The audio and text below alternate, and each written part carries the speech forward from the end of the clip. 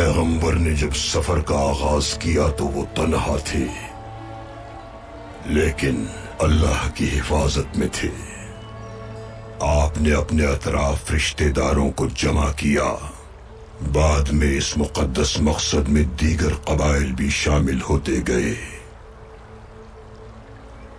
حلقہ روز بروز بڑھتا گیا۔ پیغمبر کے حلقے میں موجود افراد ان کے گرد مضبوطی سے کھڑے رہے۔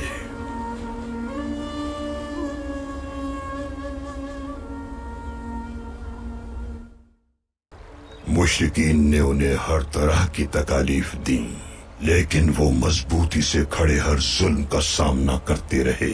بہت مشکل وقت دیکھا، کڑے امتحان سے گزرے۔ ظالموں نے ہر طرح سے ان کی ہمت توڑنے کی کوشش کی، یہاں تک کہ انہیں اپنا وطن چھوڑنے پر مجبور کر دیا۔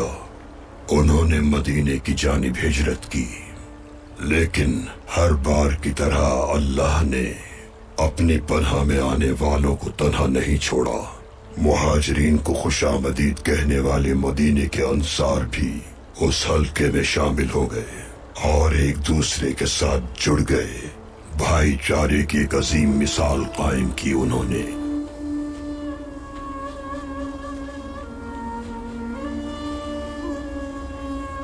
بالآخر ان کے صبر کا، اتحاد کا، اخوت کا اور قربانیوں کا یہ نتیجہ نکلا کہ جب وہ واپس اپنے شہر مکہ پہنچے تو فتح و کامرانی کے ساتھ لوٹے۔ دوران سفر جن لوگوں کے ساتھ آپ رابطے میں رہے وہ بھی ساتھ شامل ہو گئے۔ جانتے ہو کس بات نے انہیں متحد اور فتح یاب کیا؟ وہ اللہ کی رسی کو مضبوطی سے تھامے رہے اور پیغمبر اکرم کے مقدس مقصد کے ساتھ خود کو وابستہ رکھا۔ وہ متحد تھے، آپس میں بھائی تھے۔ خود غرضی بالکل نہ تھی ان میں، رضا الہی بس چاہت تھی ان کی۔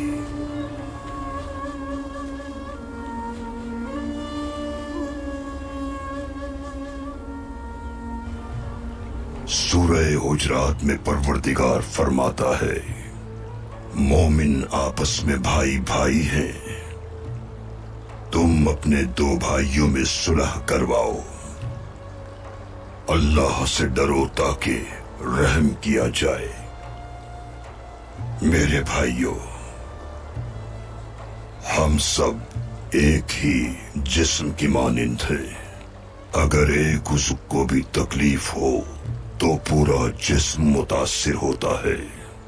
ہم اپنے مومن بھائیوں کو تکلیف میں دیکھ کر کبھی خوش نہیں رہ سکتے۔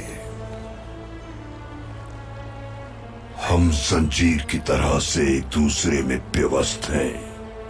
اگر ایک حلقہ بھی کھل جائے تو زنجیر ٹوٹ جائے گی۔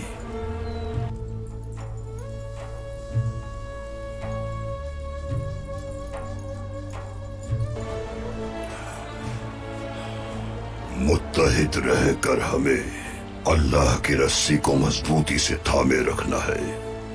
یا اللہ ہماری حفاظت فرما، یا اللہ ہماری حفاظت فرما، یا اللہ ہماری حفاظت فرما، یا اللہ ہماری حفاظت فرما۔